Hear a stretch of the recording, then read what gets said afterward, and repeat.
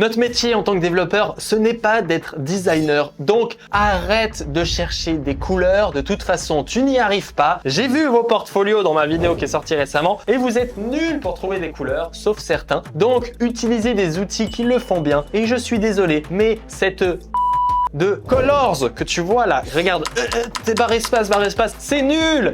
C'est nul! C'est nul de chez nul, il n'y a personne qui fait des beaux sites avec ça, sauf des menteurs ou sauf des développeurs back-end, mais j'ai une solution incroyable pour toi, un outil qui va changer ta vie de développeur, surtout concernant le design, et je te le présente tout de suite. Ça s'appelle Realtime Color et tu peux le retrouver sur le site, voilà, realtimecolor.com, et sur ce site, tu vois que, oh, une landing page, c'est joli, c'est clair, il y a tout qui va bien, mais en fait, tu peux shuffle les couleurs. Déjà, on peut passer en dark light, et là, tu as tout un menu qui permet de changer les couleurs. Par exemple, ici, je peux changer la couleur du texte, changer la couleur du background, changer la couleur primaire, changer la couleur secondaire, et même changer la couleur d'accent, comme tu peux le voir juste ici. Et ensuite, il y a évidemment toujours cette notion de dark mode. Mais il y a surtout un bouton que je viens de cliquer qui permet de randomize les couleurs. Et presque tout le temps, c'est des trucs jolis. Par exemple, ici, je te montre les testimonials ou les différentes informations qu'il y a là. Tu vois que chaque fois, ça génère des trucs qui vont bien ensemble, qui sont beaux, qui vont bien, et surtout, tu peux tester, parce que ça génère de manière aléatoire, donc tu peux faire ça pendant des heures, et des heures, et des heures, et au lieu de faire comme Color et choisir des trucs horribles comme ça,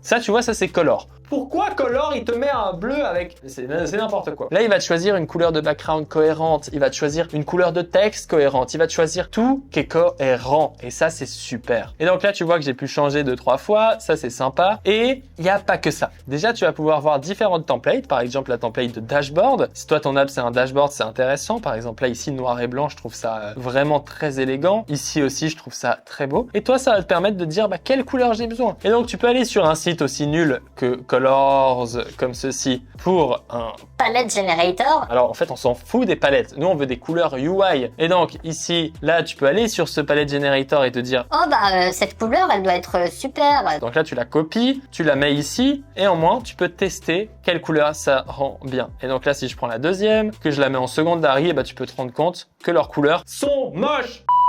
Colors. Bref, et là, on va pouvoir aller aussi dans Blog Post, et ça, c'est super cool, et ça va me changer la vie, mais je te jure que ça me change la vie. C'est qu'ici, il y a un bouton Font Setup. Donc, il y a les colors, mais il y a aussi les fonts. Et ici, dans les fonts, je vais pouvoir voir les fonts, et là, venir setup les fonts. Donc là, par exemple, je peux définir le type scale, donc ça, on s'en fout. Mais surtout, ici, je peux venir, par exemple, choisir que je veux une fonte serif, un peu vieux jeu. Donc là, je choisis une fonte serif et ensuite, je peux randomize. Par exemple, là, je randomize et tu peux attendre de trouver une fonte titre qui te plaît. Par exemple, ici, si cette fonte-là, elle te plaît, et là, on va voir qu'est-ce que c'est. On voit que c'est Hamlet et je peux la locker. Et maintenant, je peux tester quelle fonte va bien avec cette titre. Et peut-être que ce titre, tu as envie de le mettre avec un sans serif. Et là, je peux choisir une deuxième fonte qui va bien avec celle-ci. Donc, c'est important de choisir des fontes qui vont bien ensemble. Celle-là, ça va pas du tout. Si par exemple, celle-là, je la trouve bien, je peux venir ici voir que c'est Oxygène. Et maintenant, j'ai mon duo de fontes intéressantes, Heading, qui est Helmet